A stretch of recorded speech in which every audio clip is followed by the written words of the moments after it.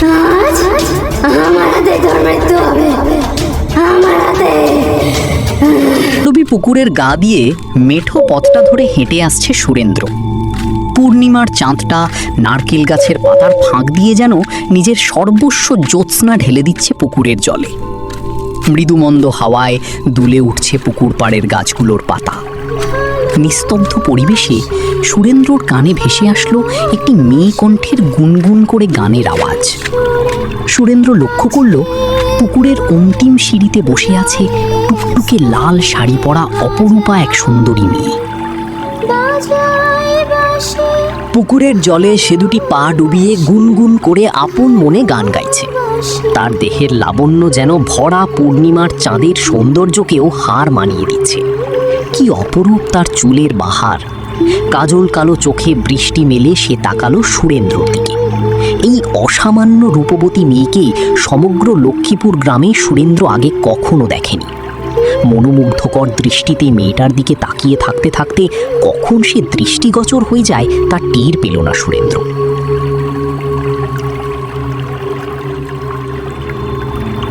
এদিক ওদিক তাকিয়ে মেয়েটাকে খুঁজে না পেয়ে ক্লান্ত পায়ে বাড়ি ফিরে সুরেন্দ্র।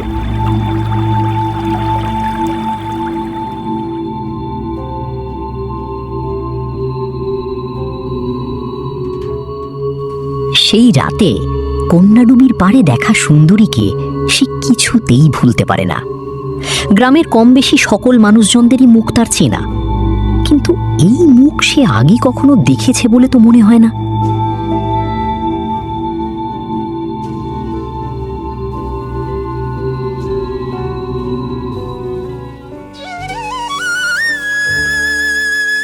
পরের দিন সূর্য যখন পশ্চিম আকাশে অস্ত যাব করছে, ঠিক সেই সময় কল্যাণী হাঁপাতে হাঁপাতে এসে হাজির হয় সুরেন্দ্রের দোরগোড়ায়। সুরেন্দ্রদা, শীঘ্রই চলো আমার সাথে। সুরেন্দ্র খানিক রাগী মেজাজে উত্তর দিল কল্যাণীকে। তোর কি চাই বলতো? এখন যা তো এখান থেকে, অসময় আমায় বিরক্ত করতে আসিস না, যা। ওই কন্যাডুবি পুকুরে একটা সুন্দরী মেয়েকে বসে গান গাইতে দেখা গেছে একটু আগে। তুমি একবার চলো না সেখানে। তাতে এমন কি মহাভারত অশুদ্ধ হলো শুনি? হ্যাঁ, আরে হয়তো কেউ ঘুরতে ঘুরতে এসে গেছে এই গ্রামে, আমাদের এই কন্যাডুবি পুকুর সম্পর্কে হয়তো জানে না কিছু।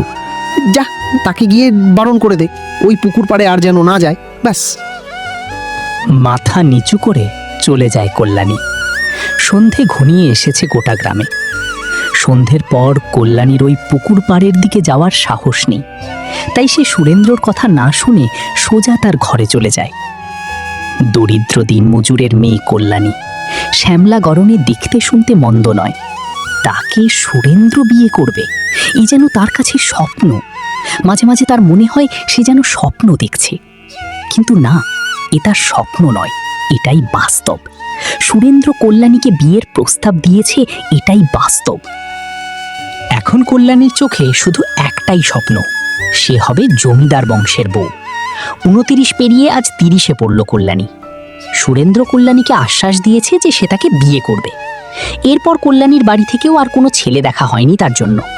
তাই আর অপেক্ষা না করে কল্যাণীর বাবা তারকবাবু কল্যাণীর 30তম জন্মদিনে গিয়ে হাজির হয় সুরেন্দ্রের কাছে।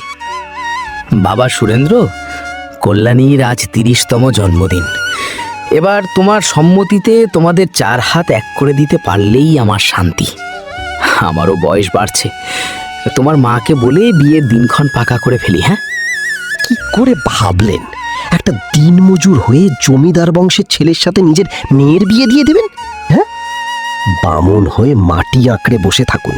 হ্যাঁ, কখনো আকাশের চাঁদ ছোঁয়ার কথা ভাববেন না। কল্যাণী এতদিন আমার ভোগের বস্তু ছিল, ভালোবাসা নয়। হে কি বলছো তুমি বাবা? তোমার হাতে পায়ে ধরি বাবা, মেয়েটাকে এইভাবে মেরে ফেলো না। তুমি এমন করলে ওর যে বাঁচার জন্য আর কোনো পথ খোলা থাকবে না বাবা। মেয়েটাকে মেরে ফেলো না তুমি এইভাবে। আপনার মেয়ে আমার যোগ্য না বুঝেছেন, বরং সেই সুন্দরী এই বাড়ির যোগ্য বউ, যাকে আমি শহর থেকে ফেরার পথে কন্যাডুবি পুকুর পাড়ে দেখেছি। শুধু আমি না, অনেকেই তাকে দেখেছে। হয়তো গ্রামে ঘুরতে এসেছে। আমি মেয়েটার বাড়ির লোকের সাথে কথা বলে এই মাসেই ওকে বিয়ে করব। ঠিক আছে, যান, কথাটা আপনার মেয়েকে গিয়ে জানিয়ে দিন। কয়েক বছর ধরে চোখে স্বপ্নের জাল বুনে রেখেছিল কল্যাণী। সে সুরেন্দ্রর সহধর্মিণী হবে। সুরেন্দ্র আর কল্যাণীর সম্পর্কটা গ্রামে কারুর জানতে আর বাকি ছিল না। গর্ভে বুক ভরে যেত কল্যাণীর বাবার। সারা গ্রামে সে বলে বেড়াতো, আমার মেয়ে জমিদার বংশের বউ হবে, দেখবে আমার তখন খুশির অন্তই থাকবে না। গ্রামবাসীরাও কল্যাণীর বাবাকে মশকরা করে বলতো, দেখো বাপু, বিয়ে দিতে মেয়ের আবার বয়স 30 না পার করিয়ে ফেলো। কল্যাণীর বাবা ফিরে আসে। বাড়ির দাওয়াতে বসে খুশি মনে অপেক্ষা করছিল কল্যাণী। কখন তার বাবা এসে তাকে বিয়ের শুভ দিনের কথাটা জানাবে। আর যেন তর সইছে না তার। খুশি খুশি মনে প্রতীক্ষিত কল্যাণীর মাও। এমন সময় কল্যাণীর বাবা মুখে একরাশ হতাশা আর ব্যর্থতা নিয়ে বাড়ি ফেরে। কল্যাণী কিছু বলার আগেই ওর বাবা কাঁদো কাঁদো কণ্ঠে কল্যাণীকে বলে, ওকে ওকে ভুলে যা মা, ওকে তুই ভুলে যা। বামন হয়ে আমাদের চাঁদ ধরা যে মানা রে মা। এসব তুমি কি বলছো বাবা? তোমার চোখে জল কেন? ও তোকে বিয়ে করতে চায় না রে মা, ও যে অন্য কাউকে। নিস্তব্ধ চোখ আর মনের ভিতরটা দমকা ঝড়ে উথাল পাথাল করছে কল্যাণীর মায়ের। বসে বসে কাঁদছে কল্যাণী। ওর বাবাও একদম নিশ্চুপ হয়ে গেছে। কাঁদো কাঁদো স্বরে কল্যাণীর মা কল্যাণীর বাবাকে বলে, রাত হয়েছে, চলো মেয়েটাকে কন্যাডুবিতে দিয়ে আসি। সেই রাতেই কন্যাডুবি পুকুরে আত্মঘাতী হয় কল্যাণী। এটাই এই গ্রামের কড়া নিয়ম। এই নিয়মই যে চলে আসছে জমিদার প্রতাপ সিংহের আমল থেকে। গ্রামের নিয়ম অনুযায়ী সর্বোচ্চ 30 বছর বয়স পর্যন্ত মেয়ে কুমারী থাকতে পারবে। 30-এ এসেও যদি কোনো ছেলে তাকে বধূরূপে স্বীকৃতি না দেয়, তাহলে তাকে অলক্ষ্মী রূপে চিহ্নিত করা হয়। এবং 30তম জন্মদিনের রাতে 12টা বাজার পর কন্যাডুবি পুকুরে গিয়ে পুকুরের জলে ডুবে শ্বাসরোধ করে আত্মসমর্পণ করতে হয়। নিজের মা বাবা ওই মেয়েদের দুটো হাত এবং পা বেঁধে পুকুরে ভাসিয়ে দেয় জীবন্ত মেয়েকে। প্রতাপ সিংহের আমল থেকে এই নিয়মের অন্যথা হয়নি কখনো। সেই থেকেই এই পুকুরের নাম হয়েছে কন্যাডুবি পুকুর। বহু তরুণীর মৃত্যু হয়েছে এই পুকুরে, এবং মৃত্যুর পর দেহ তুলে তা পুঁতে দেওয়া হয় পুকুরের গা লাগানো গহীন জঙ্গলে। মাঝে মধ্যেই গভীর রাতে এসে পুকুর পাড় থেকে মহিলা কণ্ঠের গুনগুন করে গানের শব্দ শুনতে পায়। বুক ভরা কান্না নিয়ে মা বাবা কল্যাণীর হাত পা বেঁধে দিয়ে আসে সেই কন্যাডুবি পুকুরে। স্বপ্নে ভরা দুটো চোখ চিরকালের মতন বুজে গেল কল্যাণীর। যুগের পর যুগ ধরে চলে যেতে না চাওয়া শত শত মেয়ে এইভাবেই অকালে চলে গেছে পরলোকে। পুকুর পাড়ের পাশের সুবিশাল অশ্বত্থ গাছটার নিচে হেলান দিয়ে বসে স্থির দৃষ্টিতে একটু একটু করে মেয়ের চলে যাওয়া দেখছে কল্যাণীর মা। জলের মধ্যে ছটফটানি শব্দ, আর সেই শব্দের মাঝে গুমোট হয়ে থাকার স্বরে হঠাৎ করে কাঁদতে কাঁদতে চিৎকার করে উঠল কল্যাণীর মা জয়া দেবী। বাঁচবি না, তোরা কেউ বাঁচবি না। বংশ জলে ছাড়কার হবে তোর। তোর জমিদারগিরি একেবারে ঘুচে যাবে। কথাগুলো বলে হাউমাউ করে কাঁদতে কাঁদতে মাটিতে নুয়ে পড়ল জয়া দেবী। তাকে বুকে আগলে সামলালেন কল্যাণীর বাবা।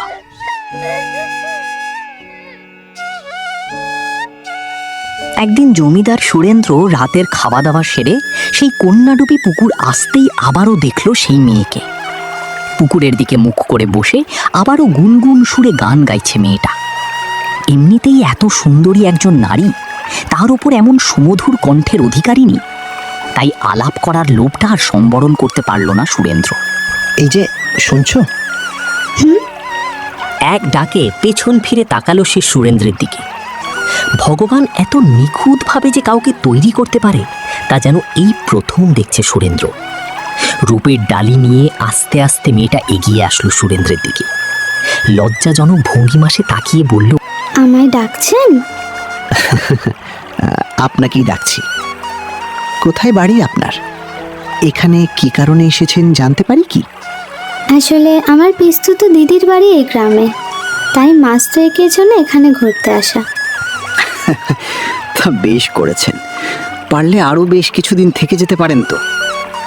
এই এত কথা বলেছি, দেখেছেন আমার নামটাই বলা হয়নি আপনাকে, আর আপনারটাও তো জানা হয়নি। আমার নাম মালতী, আর আপনি তো সুরেন্দ্র। এই তল্লাটি জমিদার বংশের এখনো অবধি একমাত্র বংশধর। কি তাই তো? এত কিছু আপনি জানলেন কি করে? জমিদার বংশের একমাত্র রক্ষাকর্তা আপনি। আপনাকে কে চেনেন না বলুন তো? সত্যি আপনার গানের গলা খুব ভালো। এসব কথাবার্তা চলতেই থাকে, আর চলতে থাকে ওদের দুজনের হাসি ঠাট্টাও। আজও সেদিনের মতো পূর্ণিমার ছাদখানা আকাশে ঝলমল করছে। একদিনের আলাপেই বেশ ভালো বন্ধুত্বের সম্পর্ক গড়ে উঠল মালতী আর সুরেন্দ্র। পরদিন মালতী সুরেন্দ্রকে দেখা করতে বলে আবারও এই একই জায়গায়। কথা মতো সুরেন্দ্র চলে আসে পরদিন সকালে যথাস্থানে। এসে দেখে মালতী বসে রয়েছে আনমনা হয়ে, আর তার দু চোখ বেয়ে গড়িয়ে পড়ছে জল। সুরেন্দ্র তার কাঁধে হাত রেখে বলে, এই কি মালতী, তোমার চোখে জল কেন? না না, ও কিছু না। না না, কিছু তো একটা হয়েছে। দেখো, আমার থেকে কিছু লুকিয়ে রেখো না মালতী, আমাকে বলো কি হয়েছে। আচ্ছা সুরেন্দ্র, আমাকে একটা কথা বলবে? তোমাদের এই কঠোর নিয়ম কি কোনোদিনও বন্ধ হওয়ার নয়? কোন নিয়মের কথা বলছো মালতী? এই কন্যা ডুবির কথা কি? হ্যাঁ, কন্যা ডুবির কথাই আমি বলছি। কেন এমন নিষ্ঠুর নিয়ম করেছো তোমরা, যার কারণে প্রাণ চলে যায় অসহায় হাজারো মেয়েদের? একটা কাজের কাজ করে গেছেন আমার পূর্বপুরুষ। শোনো তবে, এমন নিয়ম চালু করার কারণটা কি? আমার পূর্বপুরুষ জমিদার শ্রী প্রতাপ সিংহের আমলে এই নিয়ম চালু হয়। তিনি মনে করত ৩০ বছরের অবিবাহিত যুবতী গ্রামে থাকা মানে গ্রামের অলক্ষ্মীর বাসে ভরে যাওয়া। পরিবার তথা গ্রামের বোঝা হয়ে যায় এমন ধরনের মেয়েগুলো। তাদের যৌবনের আগুন নেভাতে বহু পরপুরুষের সংসার তছনছ হয়ে যায়। তাই প্রতাপ সিংহ এমন সিদ্ধান্ত নিতে বাধ্য হয়। তারপর থেকে আমাদের গ্রামে শান্তি শৃঙ্খলাও বজায় থাকে, বুঝলে? পাশ ফিরে তাকিয়ে সুরেন্দ্র দেখে মালতী নেই। হে কি, মালতী কোথায় গেল? মালতী, মালতী, আজব তো মেয়েটা। আমার পাশেই ছিল, হঠাৎ করে কোথায় চলে গেল? আর ও চলে যাওয়ার সময় আমি টেরও পেলাম না। ভারী অদ্ভুত ব্যাপার তো।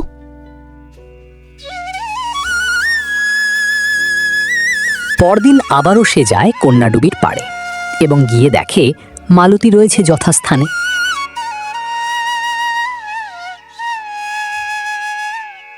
হে কি মালতী, গতকাল আমায় না জানিয়ে হট করে চলে গিয়েছিলে কেন? আমাকে একবার জানিয়ে গেলেই তো হতো। আচ্ছা সুরেন্দ্র, কাল সবটা মিথ্যে কেন বললে আমাকে? সুরেন্দ্র বেশ ঘাবড়ে যায় এবার। সে আমতা আমতা করে বলে, কোনটা মিথ্যে? হ্যাঁ, কোন মিথ্যেটা বলেছি আমি? যাকে ছাড়ো সব কথা। আমি তোমায় একটা কথা বলতে এসেছি।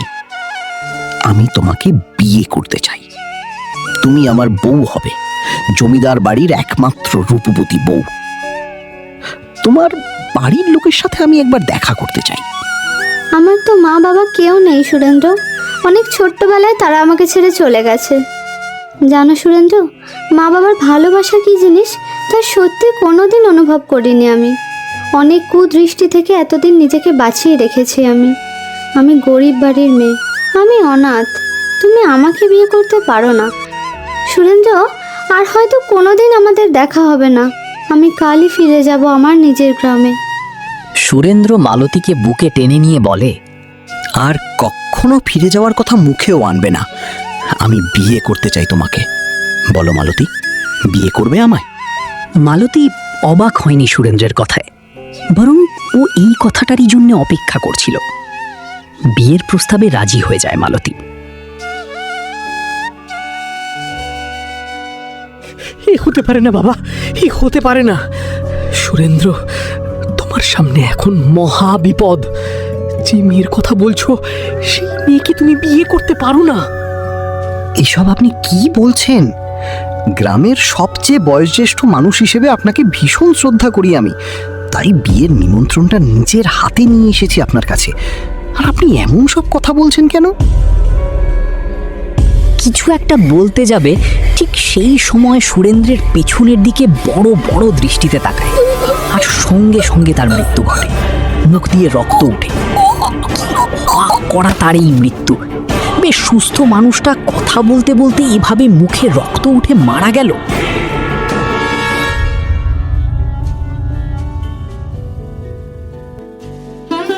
কিছুদিন পর বিশাল আয়োজনে বিয়ে হয় সুরেন্দ্র আর মালতীর। আশেপাশের গ্রামের মানুষজনও নিমন্ত্রণ ছিল সেদিন। কানাঘুষো শুনতে পাওয়া যায় অনাথ মেয়েটার কপাল ফিরল, এমন জমিদার বংশের ছেলে ওকে পছন্দ করে বিয়ে করল। অবশেষে এলো ওদের বাসর রাতের শুভক্ষণ। মুখে ঘুমটা ঢেকে মাথা নিচু করে বিছানায় বসে সে সুরেন্দ্রর জন্য অপেক্ষা করছে। সুরেন্দ্র এই কদিনে যেন বড্ড বেশি ভালোবেসে ফেলেছে মালতীকে। মালতীর নরম ব্যবহার আর আন্তরিকতা সুরেন্দ্রর মনকে নাড়া দিয়েছে ভীষণভাবে। বাসর রাতে সুরেন্দ্র পাশে এসে বসে মালতীর। ঘরে মৃদু আলো জ্বলছে। ঘরের চারপাশে তীব্র আতরের গন্ধকে অতিক্রম করে একটা বিশ্রী পচা গন্ধ নাকে আসে সুরেন্দ্রর, যা চারপাশের নিঝুম সুন্দর পরিবেশের সঙ্গে একদমই বেমানান। উত্তর দিকের জানালার পেছনে গভীর জঙ্গল। হয়তো সেই গভীর জঙ্গলেই কোনো বিড়াল ছাগল মরেছে, তাই এই দুর্গন্ধ আসছে ভেবে উত্তরের জানালাটা বন্ধ করে দেয় সুরেন্দ্র। কিন্তু জানালা বন্ধ করলে গন্ধ চলে যাওয়ার বদলে যেন আরো তীব্র হয়ে ওঠে। নিশ্চুপ হয়ে বসে রয়েছে মালতী। গন্ধ উপেক্ষা করে মালতীকে স্পর্শ করে ওর মাথার ঘোমটাখানা মুখ থেকে সরালো সুরেন্দ্র। কি অপূর্ব লাগছে মালতীকে, ঠিক যেন সাক্ষাৎ মা লক্ষ্মী। এমন রূপের ঘন ঘটায় যে কোনো পুরুষই নিজেকে নিখোঁজ করে ফেলতে পারে অতি অনায়াসে। জানো, সবাই বলছে তুমি নাকি খুব ভাগ্যবতী, কিন্তু আমি মনে করি যে আমার চেয়ে ভাগ্যবান আর কেউ নেই। না হলে এমন সাক্ষাৎ মা লক্ষ্মী আমার ঘরে আসে? ওসব কথা বলতে নেই, আমার লজ্জা করে না বুঝি? হাসিতে মেতে ওঠে ওরা দুজন। হাসতে হাসতে সুরেন্দ্র হঠাৎ লক্ষ্য করল মালতীর ডান দিকের ঘাড়ে 3টি আঙুলের অস্পষ্ট দাগ। ছাপটা ঘাড় থেকে গলার কাছে এসে থেমেছে। বেশ অস্পষ্ট এই দাগ, তাই হয়তো সে এতদিনে লক্ষ্য করে উঠতে পারেনি এই দাগ। কৌতূহলবশত সুরেন্দ্র মালতীকে জিজ্ঞাসা করে, তোমার গলায় ওই দাগটা কিসের? সে বহুদিন আগের ঘটনা। আমার যখন বয়স 25 বছর, তখন আমার সাথে একটা ছেলের পরিচয় হয়। জানো, প্রথমে দুজন খুব ভালো বন্ধু ছিলাম, একসাথে গল্প করতাম, অনেক সময় কাটাতাম। তারপর সেই বন্ধুত্ব কবে যে ভালোবাসায় পরিণত হয়ে যায় টেরই পেলাম না। তারপর হঠাৎ একদিন ছেলেটা আমাকে বিয়ের প্রস্তাব দেয়। রাতে আমার সঙ্গে আরও একটা ব্যাপার ঘটে। ওই দিন রাতটা আমরা একসাথে কাটিয়ে নিয়েছিলাম। কিন্তু জানো, আমি প্রথমে খুব ভয় পেয়ে গিয়েছিলাম, প্রথমটায় বাধা দিয়েছিলাম। কিন্তু আমাকে বোঝায় ও আমাকে বিয়ে করবেই, প্রতিশ্রুতি দিয়েছিল, তাই আমি পরে রাজি হয়ে গিয়েছিলাম। তারপর থেকে রোজ রাতে আমরা এক হতাম। ওকে নিয়ে আমি অনেক স্বপ্ন দেখেছিলাম, কিন্তু আমার এই স্বপ্নের উপর একদিন বাজ পড়ল। হঠাৎ করে একটা মেয়েকেও ভালোবেসে ফেলে আর আমাকে বিয়ের জন্য না করে দেয়। তখন আমার বয়স 30 হবে। তোমাদেরই গ্রামের মতো আমাদের গ্রামেও একটা নিয়ম ছিল, বিয়ের আগে যদি ওই মেয়ের কোনো ছেলের সাথে সম্পর্ক থাকে আর তাকে যদি পরে বিয়ে না করে, তাহলে তাকে জলে ডুবিয়ে মেরে ফেলা হয়। আর আমার সঙ্গেও ঠিক তেমনই হয়েছিল। গ্রামের লোকেরা আমাকে এবং আমার বাবা মাকে জলে ডুবিয়ে জ্যান্ত মেরে ফেলেছিল।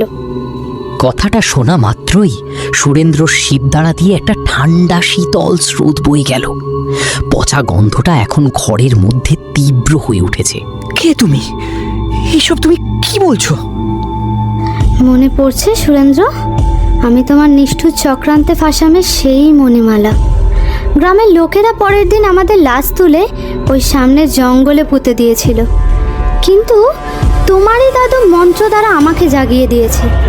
আমিও ঠিক এই দিনটার অপেক্ষাই করছিলাম, কবে আমি আমার প্রতিশোধ নেব। তাই রূপবতী হয়ে তোমার সামনে এসেছি, এবং আমি এটাও জানি তুমি আমার মতো অনেক মেয়েদের ব্যবহার করে তাদের বিয়ের মিথ্যে প্রতিশ্রুতি দিয়ে মেরে ফেলেছ।